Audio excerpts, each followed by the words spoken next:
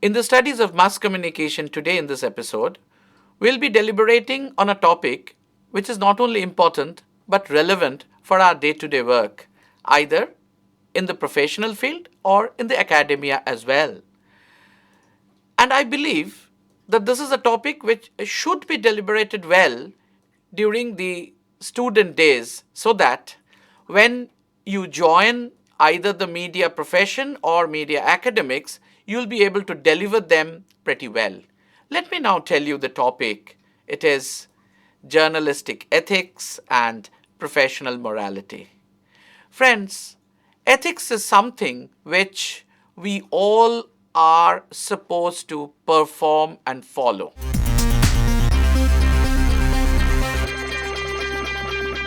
As we know that each profession has a professional ethics, like the doctors, engineers, chartered accountants, and so the journalist should be having one such. Every profession, there are certain things, certain norms, certain benchmarks, certain things to be followed, which are traditional and which are good for the society. Our media is placed, as a fourth estate. In a democracy, we have three others like legislature, executive, and judiciary. Now, media has been placed along with that as a fourth estate in a democracy. So, try to imagine the kind of prestige, the kind of status given to media, and that means what are the role as a watchdog of democracy the media is supposed to play. Now, if you yourself or we ourselves in the media are not ethical, then how do we point fingers on others? So let us follow the ethics first so that we deliver it well.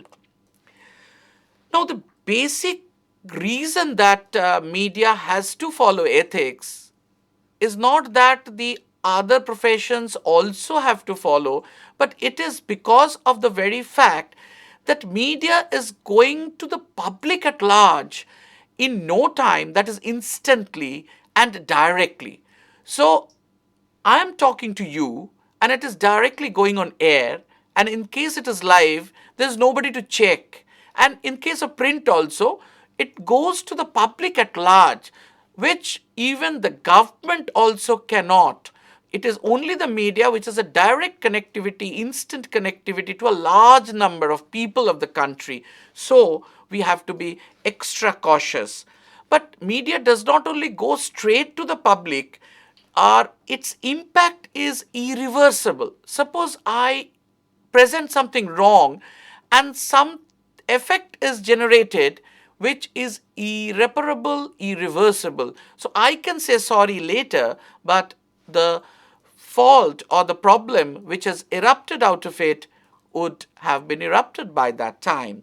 So it also helps in making public opinion. So any wrong thing being given, the public opinion at large will be formed on the basis of that wrong. So it's not only me who will be at fault, it will be a large number of people. Because they are wrongly informed, they will opine wrongly, which will be detrimental to the society. Now, this strength of instantly and immediately going directly to the public gives us the strength and also gives us more responsibility we should undertake.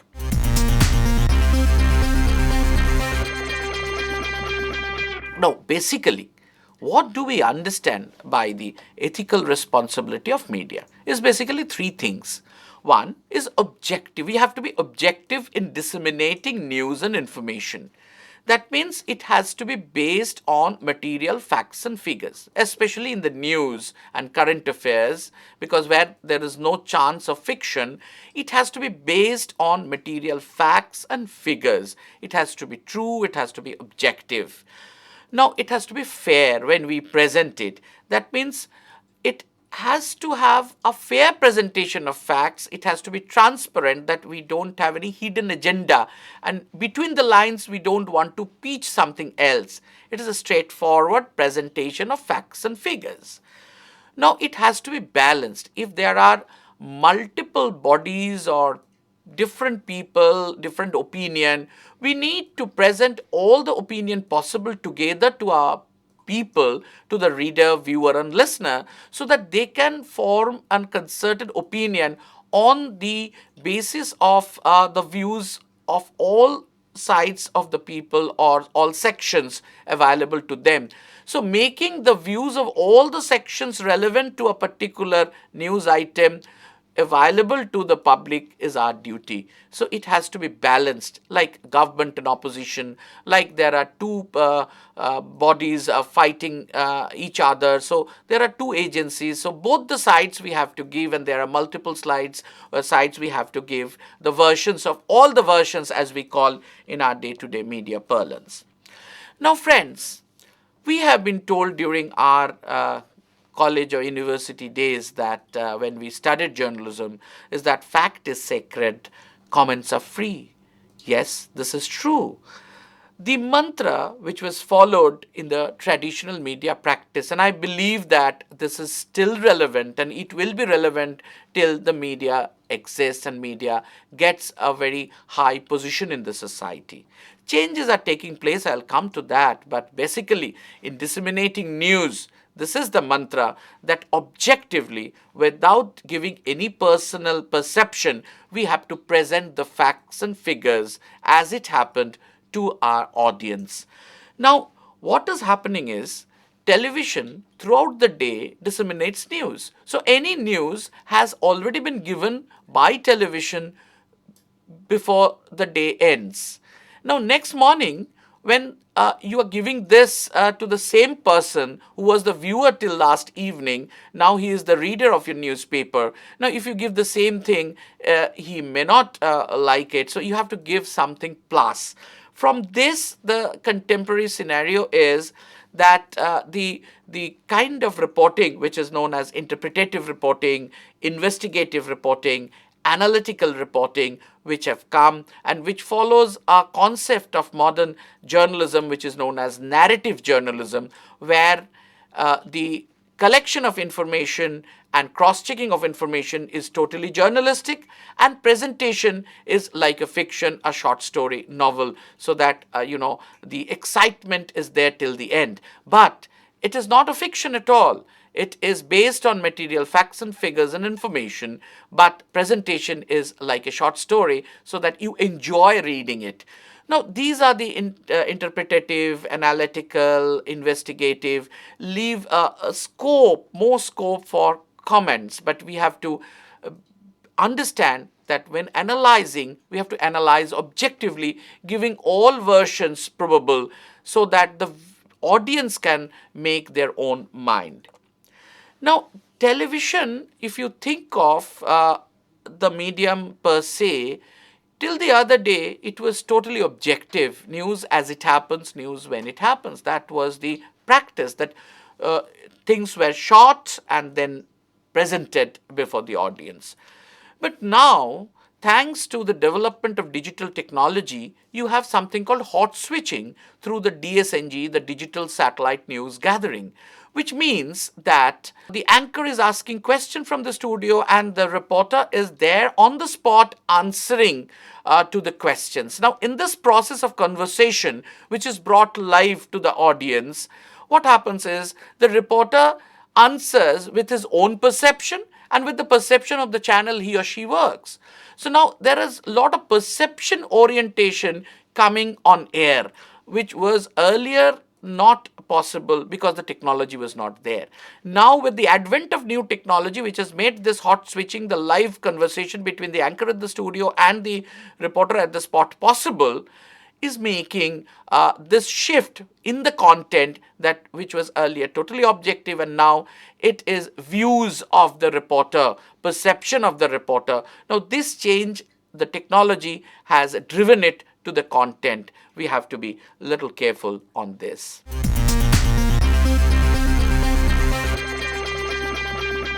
Now, in the print also, there are new trends or new arrivals, which we all know, that advertorials, which the material-wise, content-wise is advertising, but appearance-wise, it's news. So there should not be a camouflage. If it is advertorial, that somebody has bought that space. It has to be written properly.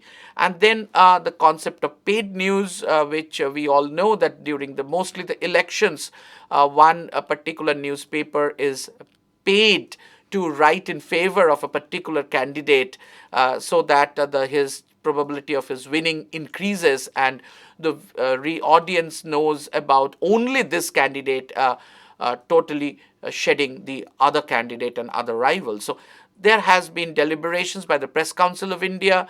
The cognizance has been taken by the Election Commission of India. There has been a guideline. So this is something which one has to be careful, that the new entrants, which is not in conformity with the ethical standards, but they are there, and one has to be very careful. Now, media partnership, a lot of events are being partnered to a particular media, and the hype is created, and out of proportion praise or something like is there.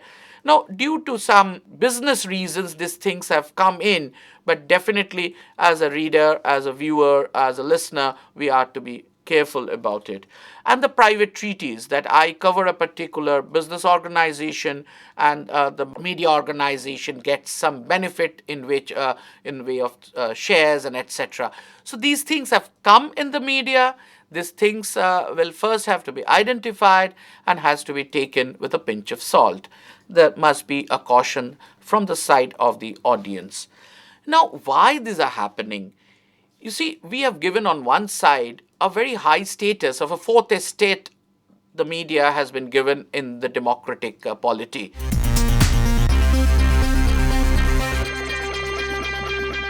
What is the media ownership? By and large, greatly it is private. And private means, and it is a big business. Now, you yourself cannot run a small community newspaper or small community media. That's a different issue altogether.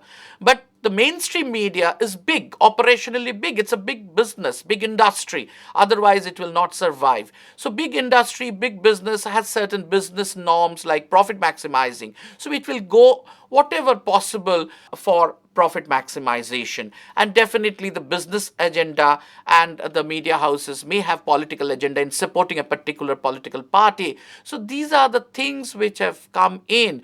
But we have to remember one thing, that yes, media is a consumer product to some extent, but it is a social good too. It's not like any other consumer product.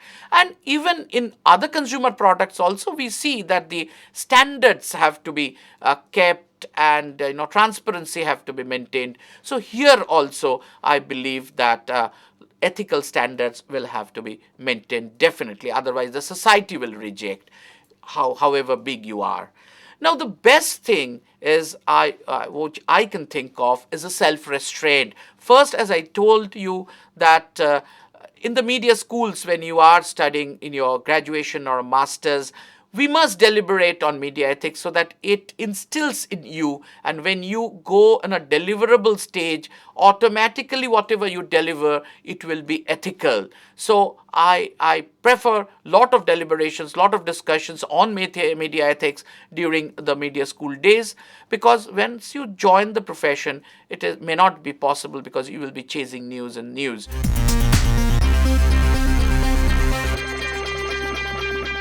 This is something, and which the ethical discussions, deliberations will tell you that what does self-restraint mean, and what you should not do, and where do you stop, what is the Lakshman Rekha.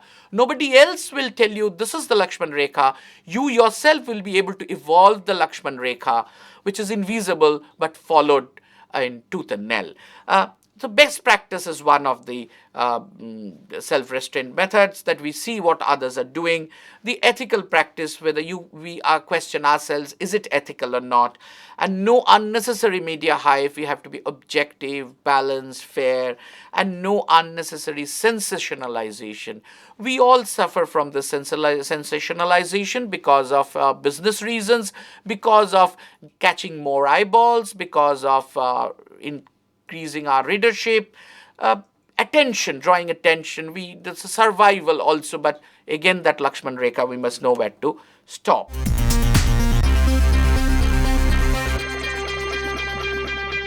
We have certain let down ethics, and I'll go slow so that whoever watching this program can take down that which are the standard code of ethics available for the journalist and media persons. And one is of the Press Council of India on several occasions, generally and issue wise, like how to cover HIV/AIDS, how to cover riots, how to cover election. The Press Council of India has come up with several codes of ethics which are there in their website and in their annual public and their publications. Then Editors Guild, the organization of the editors of the newspapers, they have also come up with a code of ethics which is also very good and relevant.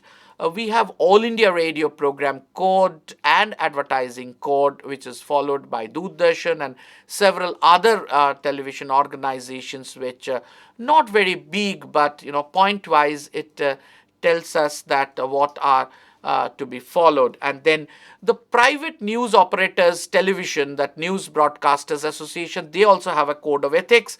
They are basically on news television. The other entertainment television, the body is Indian Broadcasting Federation. They also have a code of ethics. And Advertising Standards Council of India, the apex body of the advertisers, they also have a code of ethics which is strictly followed, because advertising is also a part of the media. And there are several laws of land like Indian Penal Code and other various acts which relates to journalists and media persons, that what they should not do in terms of certain particular areas of operation. And there was a bill tried to be brought by the Information and Broadcasting Ministry, the Broadcasting Bill. There also something was there called Code of Ethics, which did not see the light of the day, but as a material, research material or a study material, these are good because these were well thought of. For covering children also, we have several ethical norms and several legislations. I'm not going into detail. Here I would like to say it's not only the ethical considerations, but there are certain laws. Legally, you are unable to disclose the identity of a victim who has been tortured physically, who's a lady. So these are the things which under the law, like section 228A of Indian Penal Code, prohibits you from disclosing the identity of a tortured woman. So these are there, not only ethical considerations, but these are things which are bound by the law. So there are several laws also which we need to see.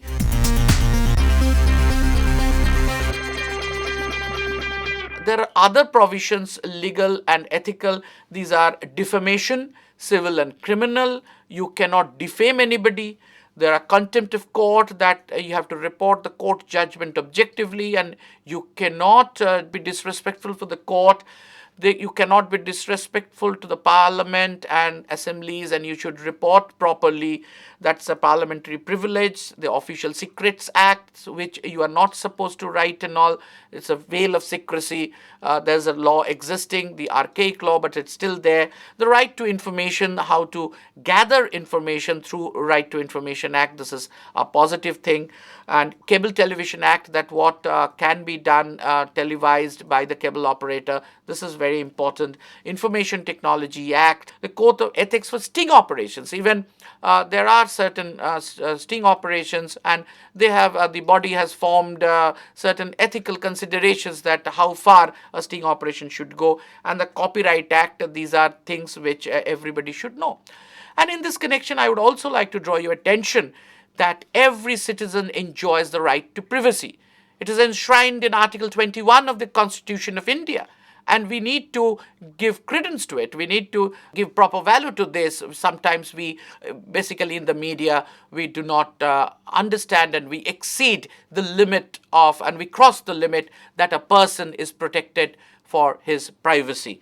Now, covering death and grief or disaster with dignity, that is also something which we should do ethically. Sometimes in our practice or whatever we present, we cross the limit of privacy, we cross the limit of respect which is required to be given in disaster, death and calamities, because this is covering grief.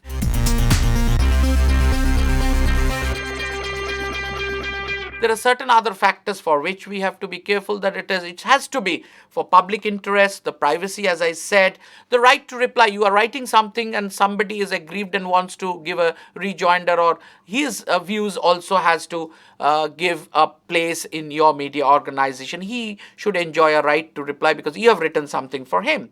And the test, the obscenity, horror, stereotyping, even the calamities or mass grave or mass cremation, all these you must be careful in showing the gory details. You must know where to stop.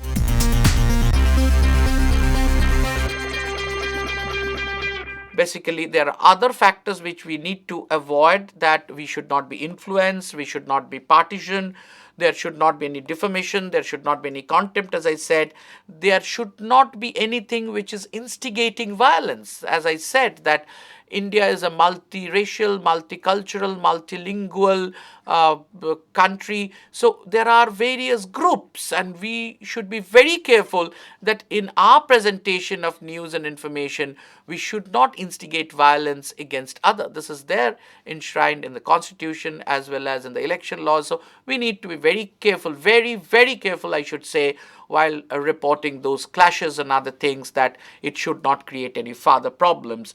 And provocative headlines, we are tempted sometimes, that which cannot be substantiated in the story or the news we have gathered. We should not go for catching eyeballs. We sensationalize, but we cannot substantiate. An unnecessary reference of our caste, creed, and religion, which is also unnecessary, and we should not be there. And then glorification of social evils and crimes, sometimes the media does, which should not be done. Plagiarism is something that we should not borrow somebody's own work without his consent. Unauthorized lifting of stories, and then illegal reproduction of materials, etc. We have to be very careful.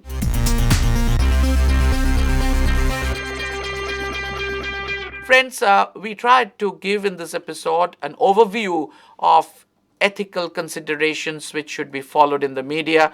And I believe that since the media goes straight to the public instantly, we have to be very careful in whatever we are deliberating, we are disseminating.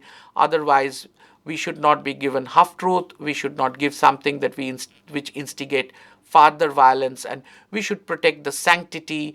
We should be very careful about not giving the obscenity, and everybody's respect has to be maintained.